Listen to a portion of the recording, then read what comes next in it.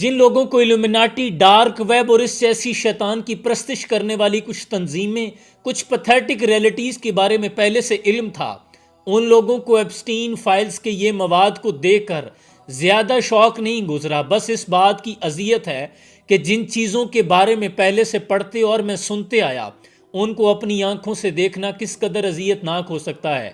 اور اس پر بھی اور دکھ یہ ہے کہ ان ساری چیزوں کو ہم روک نہیں سکتے، کیونکہ دنیا کے ٹاپ کے ریچسٹ لوگ کچھ وی آئی پیز ہیں جو گریٹر اسرائیل کو بنانا چاہتے ہیں، اور ایسی صیونی طاقتیں ہیں جو پوری دنیا کی رجیمز کو کنٹرول کرنے کی پاور رکھتی ہیں۔ اکثر دوستوں کے مابین کبھی بیٹھ کر میں ورلڈ آرڈر پہ بات کرتا تھا تو لوگ اس بات پر مذاق بناتے تھے۔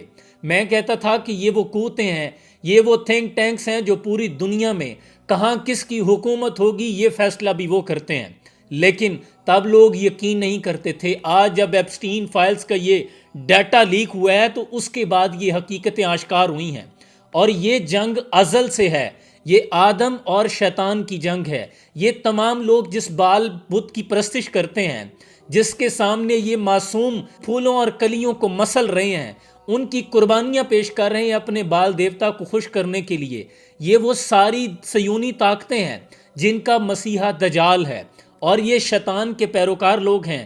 ان کا ایجنڈا یہ ہے، یہ تمام مذاہب سے آزاد ہیں، یعنی یہاں تک کہ وہاں کے جو مغرب کے کچھ مذاہب ہیں وہ بھی ان لوگوں کے خلاف مظاہرے کرتے ہیں۔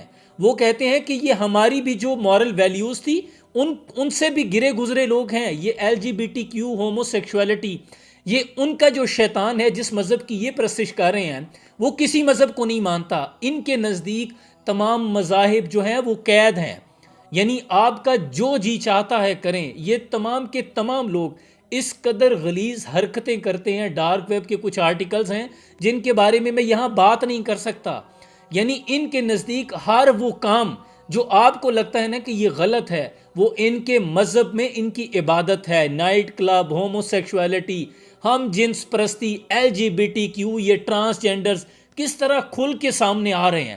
ہر ایک کو آزادی رائے حاصل ہو رہی ہے فریڈم آف ایکسپریشن کے نام پر، لیکن یہاں صرف ہم نے ایک کام کرنا ہے کہ اپنے بچوں کو ان حقیقتوں سے روشناس کروانا ہے، انہیں بتانا ہے کہ آنے والا دور کس قدر فتنوں کا، کس قدر شر انگیز دور میں ہم داخل ہو رہے ہیں۔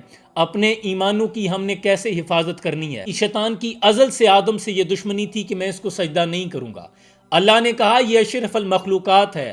ہم نے اپنے بچوں کو بتانا ہے کہ پتر، اللہ نے تمہاری گارنٹی دی تھی، اللہ نے کہا تھا کہ یہ فتنہ و فساد برپا نہیں کرے گا۔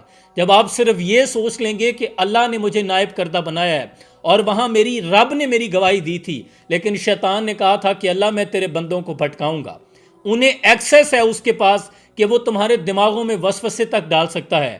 آپ کی یونیورسٹیز میں کیا وجہ ہے کہ سالانہ 1,00,000 بچہ ایتھیسٹ ہو رہا ہے جو خدا کے وجود کو ہی نہیں مانتا، خدا کے وجود سے یاری ہے؟ گو کہ اس پر ہمارے لیے مقام افسوس ہے کہ ہماری مساجد میں، ممبروں میں، ہمارے مدارس میں اس قسم کی تعلیم نہیں دی جا رہی جو کہ بہت ضروری ہے۔ کس قسم کے فتنے سر اٹھا رہے ہیں۔ آئے روز سوشل میڈیا پہ کوئی آتا ہے، کوئی کہتا ہے میں امام مہدی ہوں، کوئی ٹرانسجینڈر آ کے اس چیز کو گلوریفائی کر رہا ہوتا ہے کہ میری جو دل کی خواہش تھی کہ میں کسی مرد کے ساتھ شادی کروں، میں چونکہ مرد بھی ہوں لیکن میرا دل چاہ رہا تھا۔ یہ قوم لوط کے معاملات، یہ سارے فتنے ہیں۔ یہ شیطان نے کہا تھا کہ میں اس کو اشرف المخلوقات کا جو مرتبہ ہے اس سے نیچے گراؤں گا، لہٰذا وہ گرانے کے تمام ہتھ کنڈے استعمال کر رہا ہے، لیکن ہم نے اپنے معیار کو، اپنے ایمان کو نہیں چھوڑنا۔ یہ تو کچھ ایسی حقیقتیں آپ پر آشکار ہوں گی کہ جن کے بارے میں کوئی بھی صاحب ایمان، کوئی ذی شعور، کوئی بھی درد دل رکھنے والا بندہ گمان بھی نہیں کر سکتا۔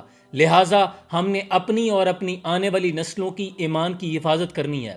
اپنے بچوں کو دین کے ساتھ جوڑیں، ان کے بلیف سسٹم کو، ان کی بنیادوں کو مضبوط کریں تاکہ یہ ان فتنوں کا مقابلہ کر سکیں۔ اللہ ہمارے ایمانوں کی حفاظت فرمائے۔ سلام پہنچے۔